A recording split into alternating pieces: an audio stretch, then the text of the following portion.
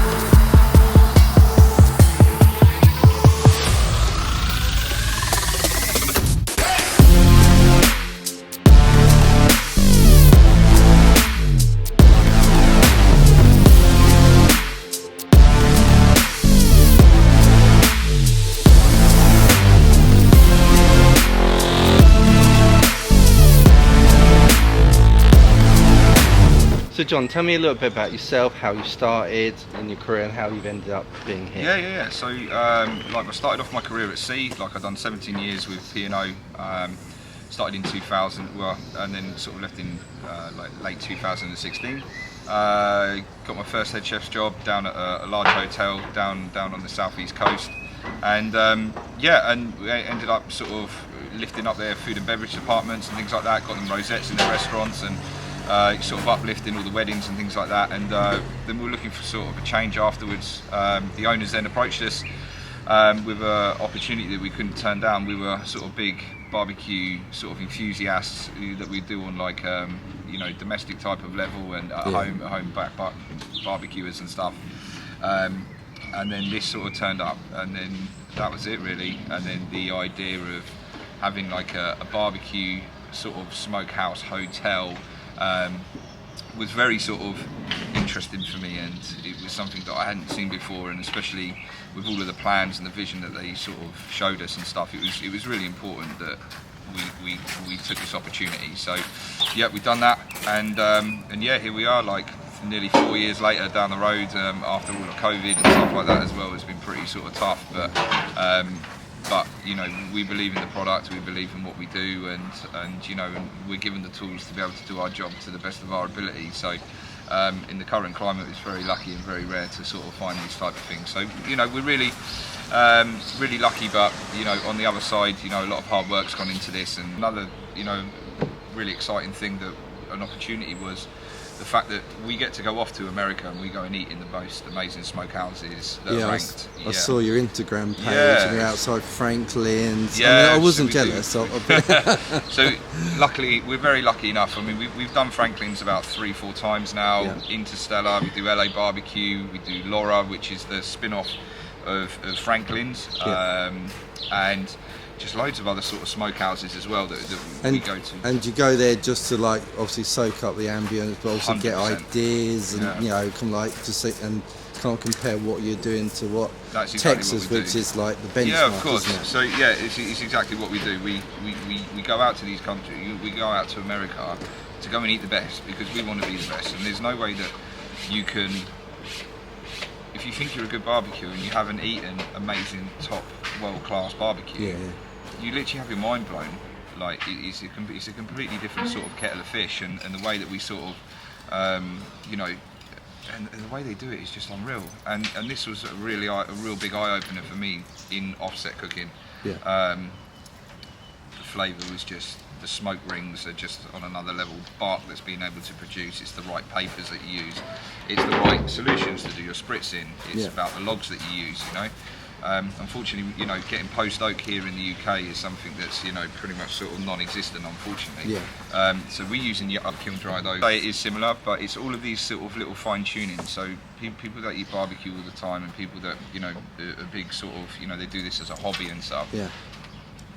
And the amount that you eat as well, you can then sort of really start fine tuning what's got enough salt, what hasn't got enough bark, what's overcooked, what's undercooked, what's got the most unique flavour in the rubs and things like that as well, which is, you know, but that's only because us and, you know, the other pit masters and stuff like that, we've experienced it, and we're very lucky to be able to do that. You know, it's a great opportunity for us to just grow our minds, and the owners are very invested in us as chefs because they want us to then be able to deliver the best food. And I know, you know, some people are like, oh, it's going off on jollies and things like that. Don't get me wrong, it is a good jolly, and it's, you know, lifetime experiences. You know, we're consistently writing notes all the time. We're consistently talking, brainstorming about how did they get to this point. You know, so there's about 4 or 5 people that have got their brains together in be able to create this type of level of barbecue, especially cooking on offset. It is the way to do it. It's how they do it in Texas. And it's how they sort of do it in all of the big top smokehouses. Truth Barbecue in Houston that we went to, their setup is amazing. So where do you see this like growing? Do you look? So obviously you've got the Korean Cowgirl in Canterbury, which I've personally been to eat at, and it's fantastic. So I can probably recommend that. But where do you see like yourselves in another 4 or 5 years, sort of thing? Okay, so hopefully what we'd like to be doing is probably have another hotel. We are already expanding the Korean Cowgirl brand.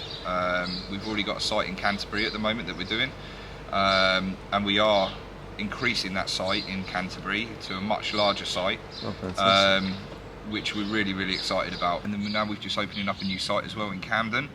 So so tell us a little bit more about that. Yeah, so Camden, we're on the Chalk Farm Road. If you're looking at the Camden Lock Bridge, the famous Camden Lock Bridge, just follow the market round, so your wall's on your left-hand side. Keep walking all the way round, and you'll see the Korean Cowgirl on the right-hand side. We've got brand new open kitchens with smokers, big grills, everything all going in. So really excited about that. And this is our first venture up into London.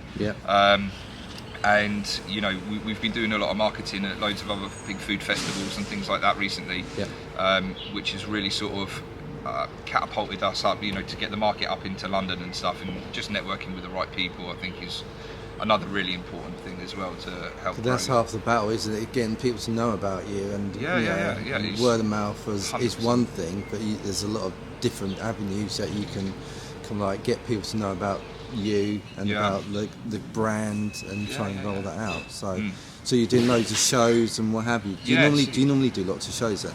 I mean, this is the first year that we've really sort of started pushing and filling the calendar up. We've now got a Korean Cowgirl food trailer as well that we bought bespoke for these festivals and stuff like that, because when we first started off, probably about 2 years ago, when we started putting the product into the market and just sort of getting Kent to eat the Korean Cowgirl, we were at local festivals, Canterbury, we went down to Hythe and things like that, and you know, it was very well received, and it was really good atmosphere, which then sort of give us a buzz to create, well, this is a great marketing tool for us. You know, it's not about making money, it's not about this is about engaging with the people, this is about talking about our product and what we do, and what's different about us, you know. And because one thing I've always personally felt is with barbecue, and particularly like Texas and offsets, is that is almost like a lifestyle. It's not just like a backyard barbecue. It's not. It's not like just doing sausages and burgers, which a lot of the UK think is a barbecue. Yeah. It's about elevating it to that next level, isn't it? And it's like when I personally have friends over and I cook a brisket or I do pulled pork or ribs like that, or pit beans, even something simple like pit beans, they're just blown away by it. They've never had anything like that before. Yeah. And then suddenly when they're eating it, they go, like, they can't get enough of it. They want more. And it's like, well, where do you get it from, sort of thing? And it's kind of like, you know, the fact that you're doing so much work to like, I don't know, get people to know about what actual barbecue is pretty amazing, really. Yeah, I think people's knowledge, it's very exciting. Barbecue is seriously exciting. As you said, like, there's unfortunately this thing, this stigma or whatever, that barbecue is meant to be black sausages, you know, Tesco's burgers, or and you know, a chicken that's on there that's black and raw, and you know, potentially, you know, and things like that. But there is absolutely fine art to this. This you're right. It's a complete and utter lifestyle. It is a way of life. It's a way, you know. We import all of our briskets as well from America. We use nothing but USDA primes. Oh, okay. So tell us about the meat, and then you source in the quality of the meat that you cook with as well. Quality of meat is absolutely crucial for us. Fat contents in the briskets and things like that are seriously important. Yeah. We do USDA prime from Creekstone as well. Oh wow! So yeah, we use the best of the best briskets. If you haven't already got the right product, you're never going to get up to that elevated level naturally. No. Yes, you can overcook it. Yes, you can still do all of these type of things, right? But when it's on point, it is absolutely on point. We probably do about 1.5 ton of brisket a month. And it is a lot of money. Don't get us wrong. Not like to pay your food bill, that's for sure. Yeah, you don't want to be paying the food bill, because the food bill is astronomical. We will always stand by our guns. We just can't go to cheaper briskets because they're not as good, you know. And then people then don't have that amazing experience. And we want people to judge us on, you know, where they see their best barbecue joints, not to fit in with, unfortunately, other sort of restaurants that just want to bang it out, and you know, watching the profit margin and I mean, it's all about care. Like, you know, you get the right people around you that care enough as much as what you do, then everything's just easy. Then you can start scaling up, and you know, and then you can create these memorable experiences, which is really important to us. But the Korean Cowgirl, you know, has just sort of exploded, and the reason why we're doing so well is, once again, we deliver the memorable experiences, and we offer people and we look after people. You know, our customers that come through the doors and things like that have got top quality service. You know, they're eating top quality food, they're in top quality surroundings. We will then start rolling out Korean Cowgirls all around the country, big cities. So are you going to, like, one thing potentially in the future, are you going to run classes and courses and that? Because I know that's like a major thing at the moment, isn't it? We will do, definitely. We will be doing some like a lot more sort of barbecuing, especially out here. So we've got 2 500 gallon smokers at the moment. So we've got Smoky Oak Barbecue. These guys are fantastic at building Texas style smokeout smokers in the UK, and then we've got its upgraded brother over the back. That's what we'll be cooking on. That's what we will do. So we're going to set up all out here properly, and we've also got another one coming as well. So we've actually got 3. So we've got 1,500 gallons worth of smoker space to keep up, because all of our weddings as well are barbecue based. All their fire pits based, you know, wedding packages and stuff. So, you know, you've got 120 people that are coming in for barbecue. One of these smokers will be right outside the wedding venue, and they'll just be picking down meats and tacos, tortillas and stuff. So it's just, this is what I mean, it's something that's a little bit more different. This isn't like your usual sit down white course thingies. We're all about having that non-pretentious feel. We want to give people them surroundings, a feeling of quality, but we also want them to make them feel that they're at home, that they can relax, and they don't have to be a different person sitting there and elbows in, arms off the tables, you know, and all this type of stuff. That's not what we are at all. We're completely non-pretentious, and you know, it's all about having fun here as well, and just eating bloody good food, and you know, it's So hopefully we'll be doing some classes very soon. But until the setup's done, I need to get this summer out of the way because we've got loads of festivals going on. We've got the restaurants. I hear you're going to be at the F1 as well. Is that right? So we literally just come back from a festival called Wing Jam. So we're obviously here at the Korean Cowgirl. We do Korean fried chicken. That is the Korean part of the Cowgirl. The Cowgirl is the Texas Smokehouse part. The Korean part of the name is we do Korean fried chicken. So our truck was set up for the Korean fried chicken. We went up to London. We were in at an event called Wing Jam that was held at the Vaults in Waterloo, and we had a massive welcome in there, and everybody was very sort of interested. Anyway, we got that much good feedback. We had the press there and all this type of stuff, and then got approached to then go and do the in-house hospitality in the paddock for the Formula 1 at Silverstone. So wow. That was fantastic. So they just loved the way that we worked, they loved the product, and then they just pushed for us and they said, like, look, you've got to go down here and do this. And we literally had a week to get ready. And we've just literally got half a ton of chicken cooked, chicken wings done for this event over 3 days. So that's exciting. And then in a couple of weeks after that, then we've got Wing Fest as well. So we're going to be doing a lot there. I think that's 15,000 people over 2 days. Wow. It's really sort of looking at what sets you apart from the rest, and that's once you work that out, and you have a really good work ethic and good sort of organisation and surround yourself with the right people, then you can do anything. Like, I mean, we've now turned all this stuff here into absolute mass market barbecue at a level that's, and this has been a 3-year process, so you're never going to get this right straight away. I mean, the amount of thousands of pounds of brisket that I've ruined, don't do the boss. it breaks my heart. But you need to fail. This is what Aaron Franklin always says in his master classes, in all of his stuff. You can never make good barbecue until you've made bad barbecue. And that's always stuck with me.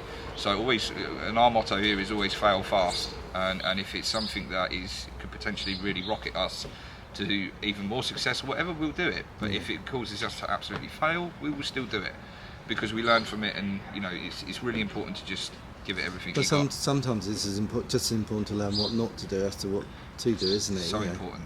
It's experience. That's the thing, and he absolutely nailed it on the head. You can't make good barbecue until you make bad barbecue.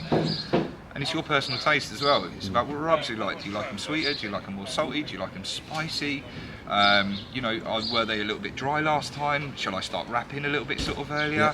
Shall I take them off a little bit earlier? How long to rest them for? Yeah. Exactly. Are they falling off the bone too early? Have I got a nice bite that's going through the rib as well? All of these really sort of type things that that these guys should be looking for. No, nobody wants to play with that rib that's all just sort of you shake it and it's all just falling off. You want a decent bit of sort of bite there, but not too much bite, so you're chewing it. Briskets need to have a decent bark on it, where all the salt sinks into the fat. The pepper then forms the crust onto the brisket as well, and you want to make sure that the internals of the brisket is rendered down enough. If you're cooking too high, you're not going to render your fat down. You're then going to sort of ruin your bark. You don't want to wrap too early because you haven't formed that bark. Yeah. All of these types of little things, that's why we now got designated pit masters and things like that do it for us, that have been out to America with us, and we do lots of training, and it's really exciting. It's really exciting company and vision, and bringing barbecue, UK barbecue, up to a point now. I feel like it's our duty now, with all of the knowledge and lots of people that I've spoken to, God, you're so lucky to go across and do all this stuff, but I don't see all the hard work that goes in behind all of this stuff. We only sort of show obviously the good things, but there's also a lot of stuff that behind the scenes that need to be sort of logistically sorted out and stuff. But don't get me wrong, when we do go out, we go out with an absolute bang, and we eat the most amazing barbecue. And it's not just the barbecue as well. It's all of the other restaurants that we do for the Firepit as well, all the really delicate type of stuff. We do fruit in there, we do veg in there, we make our sauces in there, we do all of our meats in there, we do our fish in there, we do everything. We cure our own bacon for all of our burgers and for our bacon steaks in the morning for our pitmasters breakfasts. We do everything. We've bespoke made sausages and things like that with a company called Sausage as well. We worked very sort of closely with Alistair probably for like the last 2-3 years now, and he makes our Korean barbecue sausages that he sort of sells on his site, and he's also been doing all of our breakfast sausages. So we've got a lot of sun-dried tomato and a lot of sort of aromats and herbs and stuff that run through it, and yeah, everything's all just done in these smokers, so it's the best way to. But you don't want too much smoke. There's a fine line. There's a fine line. There is an absolute fine line. But the best thing for us to do is utilise the equipment to the best of our ability to be able to then, as I said, creating sauce. We do smoked pineapple and ginger sauce with a monkfish, and it is amazing. And I only accidentally come across a recipe. I didn't even come across a recipe. It was in my head, and I made a mistake, and all of a sudden it's on the menu. And sweet potatoes, all the sweet potatoes are either dipped all in smoked beef fat, and then loads of sort of finishing salt, and then we bake them in there for 6-7 hours, and they're ready for the evening service. And and obviously vegetarians and that, we obviously do have vegetarian ones there as well before anybody starts kicking off. But just all these type of things, and and the cauliflowers as well. They're all smoked once they've been brined, and then they sort of get steamed, and then they come in here really high heat once the end of the day's done, and they'll just smoke all the cauliflower. And it's just amazing. Well, there you go, guys. I hope you enjoyed this video. I had a huge amount of fun making it. Going down, spending time with John and the guys was a real pleasure. I'm a complete nobody, tiny little small YouTuber, and the fact that he just gave me that undivided attention, let me ask whatever I wanted to ask, wander around, was showing me the smokers, the foods, the restaurants, the hotel. They were just really, really kind, very genuine, lovely people. And the passion and kind of like just the real drive and ambition that they had about barbecue, about wanting to make the best barbecue in the world, and just the experience that you would get by being there, which is so inspirational. So the food that they created is just some of the best barbecue I've ever tasted. The actual atmosphere and the kind of like the ambience that they managed to capture and their vision was just amazing. I've never experienced anything like that before, and I've been to some really amazing restaurants, but that was just incredible. I just loved it, and the level of service, the attention that they gave us was just amazing. I mean, their staff was just incredible. Now, I'm not getting paid in any way, shape or form for this video, but I just loved it so much, and I love speaking to Joe March, who's the chef at the Korean Cowgirl, that I really just wanted to share what these guys were doing. I hope you can go and experience it as well. I know their ambition is to open up loads more restaurants, but at the moment they got the Korean Cowgirl in Canterbury, they got the Korean Cowgirl and also the Firepit at the cave near Faversham, and then they got the Korean Cowgirl that's opened up in Camden. So if you can go and visit any of those, I would thoroughly recommend it. If you did like this video, give it the old thumbs up. If you loved it, please subscribe to the channel and go and check out this video where I show you how to cook a tomahawk steak on a Weber. But until the next video, take care of yourself, and I'll see you soon.